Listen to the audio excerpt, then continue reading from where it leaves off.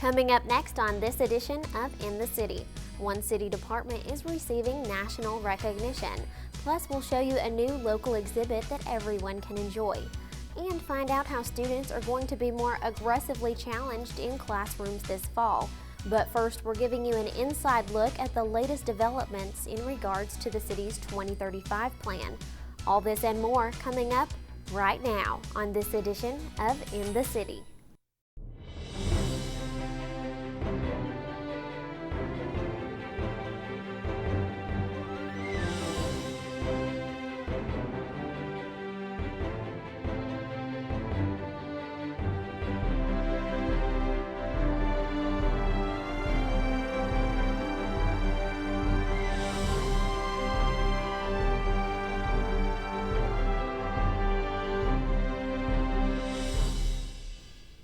Welcome to another edition of In the City, your source for what's happening right here in the city of Murfreesboro.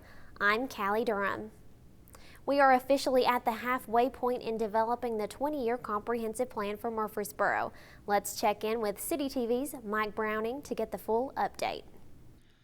As part of the Murfreesboro 2035 comprehensive plan process, consultants provided an overview of Draft Chapter 6, Parks, Recreation, and Open Space.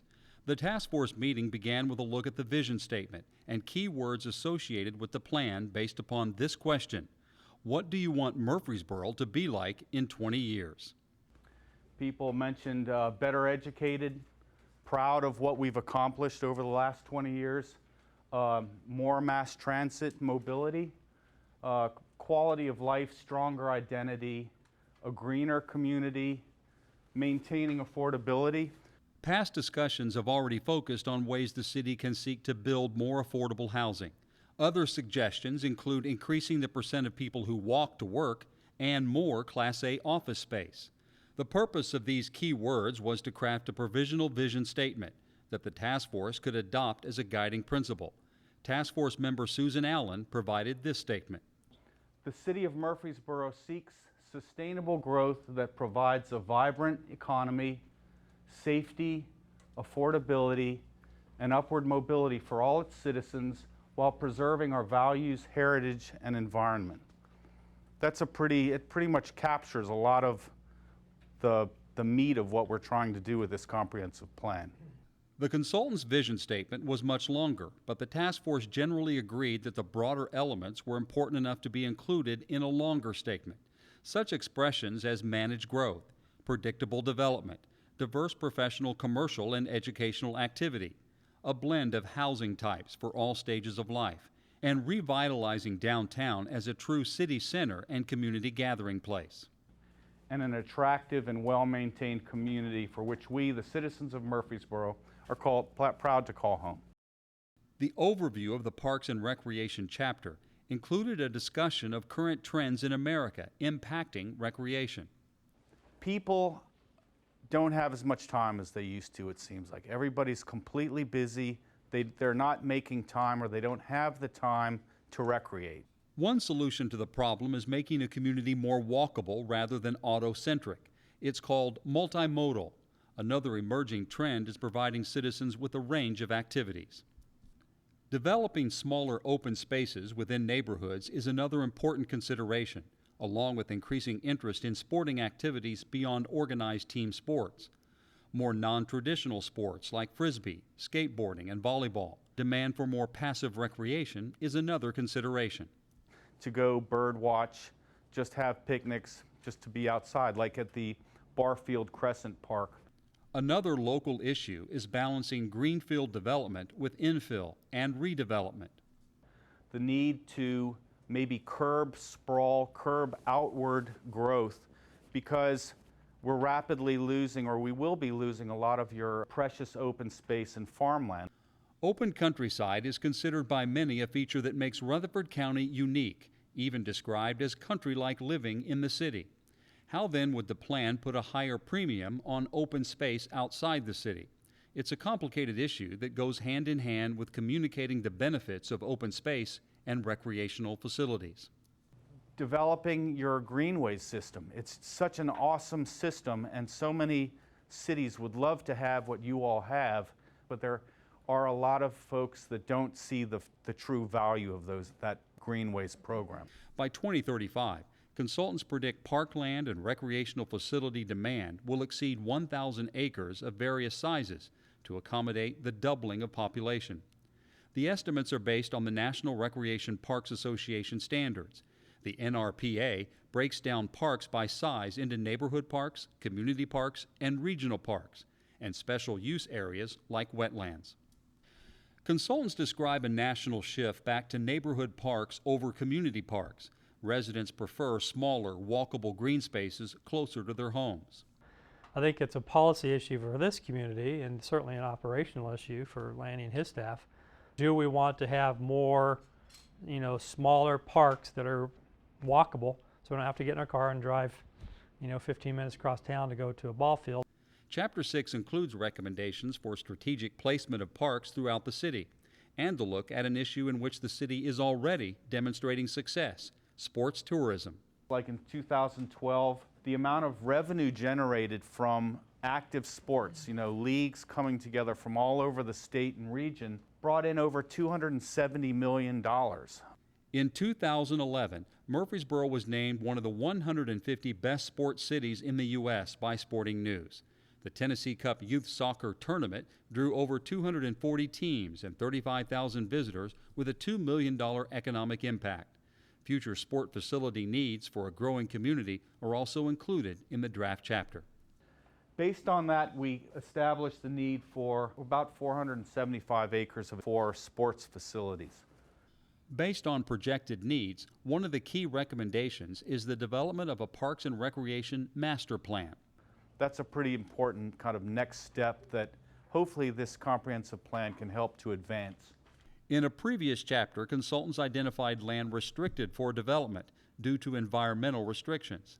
These areas may be ways to extend the city's greenway system into future neighborhoods. Environmental constraints as opportunities to beautify and extend the greenway corridors with trails, for example. Making the community attractive for residents is just one reason to add parks and greenways. Recreational opportunities also attract the kind of people to the community who themselves attract company headquarters and jobs, people interested in active, authentic lifestyles. It's a class of people that look for certain cities that have these kind of amenities. Murfreesboro could be just that kind of attractive community. Adding recreational spaces and walkable greenways are important features of any attractive community, and they have the practical benefit of helping residents maintain a healthier lifestyle for the overall good of the community.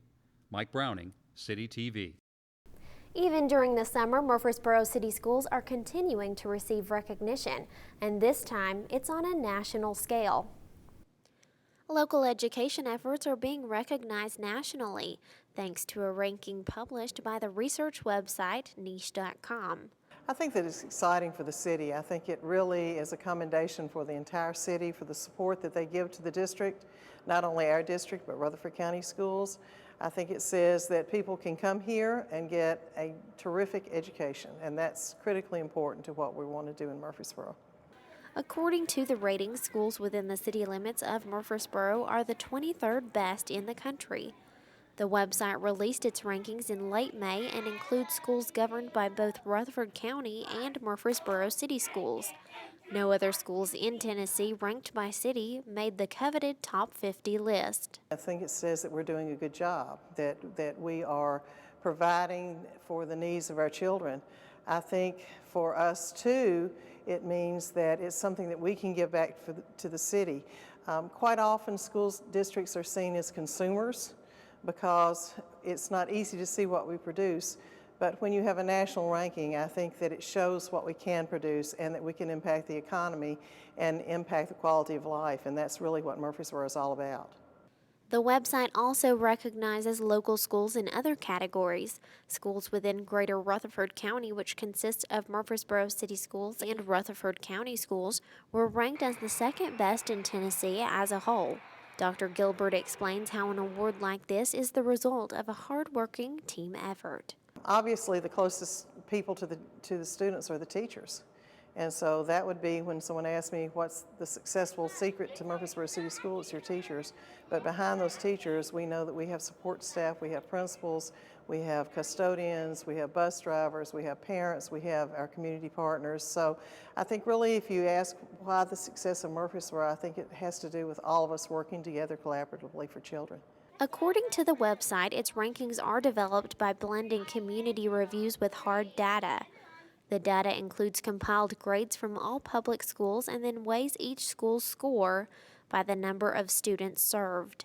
Murfreesboro City Schools is focused on the whole needs of every single student and feels that that emphasis has made a huge impact. I think that our secret as far as the school district is just to make sure that we are looking at individual children, that we're increasing our expertise as far as meeting the needs of the whole child. We talk about that a lot in our district. We believe in that. We believe in putting children first, so I think just honing our craft as far as putting children first, seeing their needs, seeing the needs of the community, of the parents and families, and making sure that we're meeting those needs. So constant growth in our learning, in our knowledge, and our ability to apply that knowledge to children in the community. For all schools within the city limits of Murfreesboro, the composite score was a 94.4 out of a possible 100 points. To explore the full 2015 list of rankings, visit Niche's website at local.niche.com/rankings. A new staff member joins the city, bringing both skills and a love of service to the new position. Jennifer Moody is the newest assistant city manager working within the city's administration department. She becomes the second assistant city manager for Murfreesboro, joining assistant city manager Jim Crumley. She was selected among a pool of over 100 applicants for the position. The second assistant city manager position was created following the departure of Shannon Logan, who had served as an assistant to the city manager. Jennifer tells me how she became so passionate about serving others. I grew up in Nashville and went to Father Ryan High School, which is a Catholic high school, and kind of got a love for service there. So I just knew in general that I wanted to help people. When I went to college, I actually thought that I would be a doctor, and I went into science. But ultimately, the classes I ended up liking were the political science and culture and history. And so ultimately, I got my degree in international studies and studied developing countries, and went on to get a master's in public administration from Indiana University. And that's where I found out about city managers and local government. Local government's basically where you can see the impact of your policies and your projects immediately. So that really interested me and attracted me to want to be in local government. Jennifer will take on significant responsibilities, but she is sure to be a great addition to the city's leadership team, as she brings a wealth of knowledge and experience with her to Murfreesboro. Some of the experiences that I bring with me to Murfreesboro are, one, just a love of downtowns and history. Also, when I came into local government, it was in 2008, right after the economy fell off a cliff, if you will. So finding new sources of revenue and figuring out how to cobble together multiple different funds is something that I learned and have been fairly successful at. And I think that ability to collaborate and bring a lot of different partners to the table and a lot of different resources together is something that will help me to be successful in Murfreesboro. And seeing as Murfreesboro is already a thriving city, Jennifer hopes to continue that path of greatness. The city is really thriving right now. We're on the top of so many lists, and my goal would just really be aspirational to say, how do we stay on top? How do we continue to have the best public schools in America, continue to support our businesses, and make sure that our neighborhoods are thriving? So all of those things would be my goal, to just continue to have this be the best place to live. While Jennifer is happy to be working for the city, she is also excited to call Murfreesboro her new home and become an active member of the community. What I would like Murfreesboro to know about me is that for me, this opportunity is more than just a professional opportunity. It's really personally exciting because my husband and my little boy will be moving here with me, and we hope to make Murfreesboro our home and just really be an active part of the community. And I'm looking forward to just participating in everything from the farmers market to the Discovery Center to SportsCom, and just really making this our home for a long time. For more city news online, visit murfreesborotn.gov. In order to provide the best education possible for the children of Murfreesboro, City Schools is developing a new program dedicated to helping students reach their full potential. 32 teachers from Murfreesboro City Schools will now meet the employment standard for serving gifted students in Tennessee after completing the MTSU and Murfreesboro City Schools Gifted Academy. We're very excited about what we're doing with our gifted population because we know that that will impact the entire population. We're really working with teachers to make sure that they understand the differences in the gifted population and high achieving, to make sure, again, going back to our philosophy of meeting the needs of individual children. So really spending time with our teachers as far as higher order questioning, helping children think, helping them to adapt to the challenges that they'll meet as they graduate from high school, graduate from college. That's what we're about. So this is just another piece of the puzzle that we put together in the district to make sure that we're meeting the needs of our children and our families. The Gifted Academy, sponsored by the Jennings and Rebecca Jones Foundation, aims to expand Murfreesboro City Schools' gifted education program by equipping teachers with the tools to identify and engage gifted students. We're currently trying to get a teacher per grade level trained with additional training in gifted, so that they have the knowledge to identify, to help teach coping skills for those intensities, and also to provide that academic enrichment to stimulate their abilities. The average number of gifted students in a school district nationwide is 3 to 5%. At its current enrollment, MCS could serve around 300 gifted students. We have kids that are flying under the radar, but we know that they need their needs met as well. And we want our families and in the community to feel like they can still go to their zone school if they want to go to their zone school and still have their needs met. The program's curriculum of just over 80 contact hours surpassed state requirements, and once completed, the Gifted Academy provides enough training to meet the Tennessee Gifted Employment Standard. The strategies that we use for our gifted children are also very effective for all children. And so I think if you look at it as really raising the bar for all, that's really what we're doing. When we're talking about our gifted children, we're talking about our high achievers, we know that those strategies that are effective for them can also be very effective for those who may come in with less achievement, but we know we can grow them, and growth is what we're about.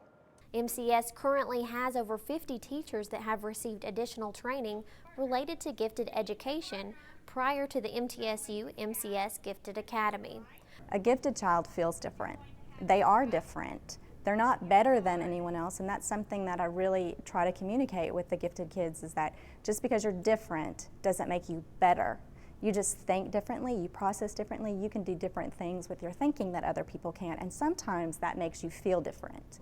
Another huge piece that would be detrimental is if they don't face challenge. The minute that they face challenge, and unfortunately for some of our gifted kids, it's not till college. They get their grades easy, they have that success and effort balance is out of whack. They are having high success with very little effort, and then all of a sudden it flips. They're having no success, and they don't know how to calibrate that effort.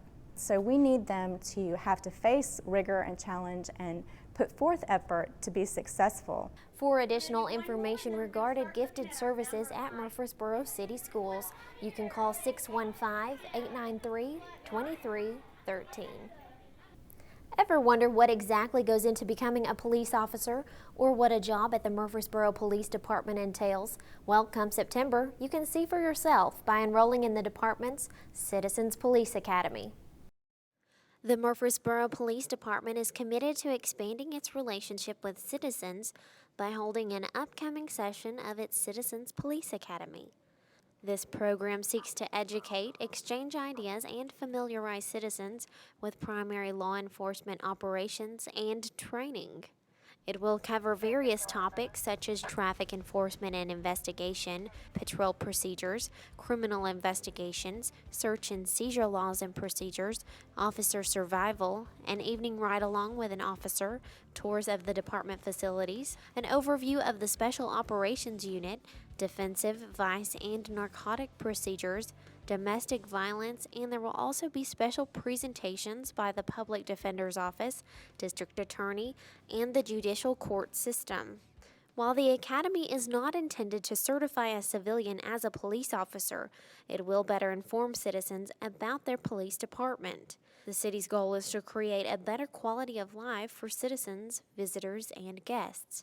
The classes will be held over 12 consecutive Tuesday evenings in the Police Annex Training Room, which is located at 324 South Church Street.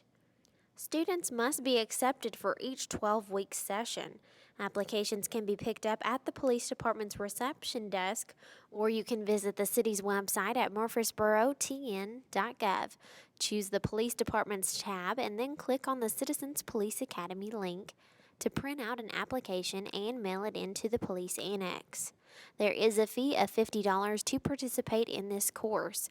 For more information, you can contact Officer Amy Norville at 615-895-3874. Know a local kid looking to take a swing at a new sport? Well, look no further, because there's some great youth golf programs right here in Murfreesboro. One of the goals of Old Fort Golf Club and the city of Murfreesboro in general is to expand the participation of golf to youth. One of the ways they are doing that is the opening of Bloomfield Links, a 6-hole golf course designed for beginners with the longest hole being 135 yards. Another way the city is expanding participation of golf to youth is the hiring of a director of youth golf development. Came on board with the city of Murfreesboro back in April 1st of this year. My title is Director of Instruction, but the emphasis on Director of Youth Golf Development, and that's really my biggest responsibility, is the Youth Golf Development Program in Murfreesboro. I came into the game as a junior player. My dad was an attorney in East Tennessee and brought me to the game when I was age 6. I made my first hole-in-one at age 10 and I was hooked. I've had a career with the PGA. I've been a PGA member since 1976.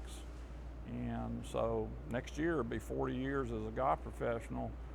And in the waning years of my career, I've just felt like I've been put on earth to kind of give back to the game, just some small token, and that is to introduce the game to young people. And that's really my mission in life. This summer, Jex has been working with kids in the extended school program in 5 city schools to teach golf skills and have a lot of fun as well. This day they were at Scales Elementary. The program format is 5 days in the gym, and I'm facilitating each one of those days. Then on day 6, which is the following Monday, Tuesday, and Wednesday, we literally are busing them over to our wonderful, wonderful facility that came on board, Bloomfield Links. So they literally get some instruction, but then they get a place to go play the game. And that's always been a tremendous hurdle. You introduce young people to the game, but then they have no place to play. He's been really good. He helped us out a lot. If he saw someone struggling, he came to them to help them. I like hitting the ball and making holes. I felt like if I could get to schools, boys and girls clubs, just, getting it kind of to the masses. So we're really, really excited about some of the things that are going on. Jex talks about that he not only teaches kids skills on how to play the game, but there is more golf teaches you in the game of life. And one of the things that I've always thought is such a strong attribute is that the only sport that you're your own referee. Football has the referees, every sport has a referee or judge. In golf, you're your own referee. You call penalties on yourself. We're developing the discipline that it takes to get ready to play a stroke in golf. So we have little names for where they start. Aquarian explains the 5 steps that are taught as you approach the ball before you strike it. Prep box is when you draw a line to the ball. Play is where you go to the side. Pass the, you put a little space in between your legs. And 4, you get ready to hit it. And 5, you look at the back of the ball. And you can see that they are already starting to really pick up on the routine. The way Jex makes the program fun is by playing games. One game they play looks like field hockey, but has a historical lesson. Really, it could be argued that there was a game somewhat similar to the game we played today that was played in the Netherlands, and it was called golf, K-O-L-F. And so we introduce a little history to the youngsters, and then we play literally field hockey, and there again, introducing the team concept, and it kind of gets our week started. Other games played are closest to the hole, a team building game where they all line up to putt the ball in the hole, a game where it teaches them the rules when you play in a scramble and you have to mark your ball. And one of the favorites, golf baseball. My wife would, if I came home and told her I was just going to do it for free, she'd understand that. But, you got to pay your bills. But really the gratification has been, and it will always be, is to watch them maybe accomplish for the first time to get the ball in the air. Like this morning, we had the young lady made the putt. That's what it's all about. That's the price of admission. The Discovery Center is debuting a new exhibit that enables technology to make experiences accessible for people of all abilities. The Discovery Center is currently hosting the Human Plus exhibit. It demonstrates the many ways engineers are working to extend the abilities of people with special needs. The exhibit offers guests of all ages the chance to explore a wide range of tech tools that extend the abilities of the human body. It also showcases compelling stories from well-known individuals with various physical challenges. Amy Stickle tells us more about this powerfully moving exhibit. Human Plus is definitely a very hands-on exhibit, and it gives students and children the ability to expand on their body's ability. So you can go into one of the different stations and kind of change the way that you would normally do something. So one of the most popular kiosks, we can already tell, is a kiosk where you can actually let it program your body, and you can change your body to do different things. So you can throw a ball, and then it gives you the option to add longer arms or more strength. So you can really just change your body on the screen and see the result and see what else you can do with that. The alpine skiing is definitely going to be another popular one. It is a mono ski, so any child that uses it does not use their legs at all. It is all operated by the upper body, and you have to go through gates and kind of ski down the slope and see how many you can make it through. Part of the Human Plus exhibit is all of the compelling stories that they have of people who have allowed these engineers to try new things on them, to not only change their day-to-day activity, but to also change the way they live and how they operate. This is a national exhibit and is open to the public at the Discovery Center through September 6th. Admission to the exhibit is included in the general daily admission of $6. For more information, you can visit the Discovery Center's website at explorethedc.org. Emergency responders rarely get a chance to meet face-to-face with the people that they save during their career. But for Murfreesboro Fire and Rescue Department's District 2 and Rutherford County Emergency Medical Services Medic 1, that actually happened around a firehouse kitchen table. One local family recently brought a full spread of food for emergency responders and their co-workers to MFRD's Station 2. The family says they just wanted to show their appreciation for the great care and service that they received when these emergency teams were called to their residence in late 2014. In other news, there's plenty of Better Boro project events coming up, so make sure to check those out. For dates, times, and locations, you can visit the city's website at murfreesborotn.gov/parks. Then click on the Better Boro project on the left side of your screen. Also, Parks and Rec's annual Movies Under the Stars event continues to run each week until July 25th. There will be an end of the summer luau held at Patterson Park's indoor pool for children ages 7 to 13 on July 31st from 6 to 10 p.m. Plus, don't forget August 4th will be National Night Out. Stop by Patterson Park Community Center or Sportscom as the community comes together to celebrate a night out against crime. The event kicks off around 5:30 and will wrap up around 8:30. Well, that's it for this edition of In the City. For more information about the City of Murfreesboro, just visit our website at murfreesborotn.gov. And if you want to watch one of the stories that you've seen today, or catch up on some of the latest city news, you can always visit the City of Murfreesboro's YouTube channel. I'm Callie Durham. Until next time, we look forward to seeing you in the city.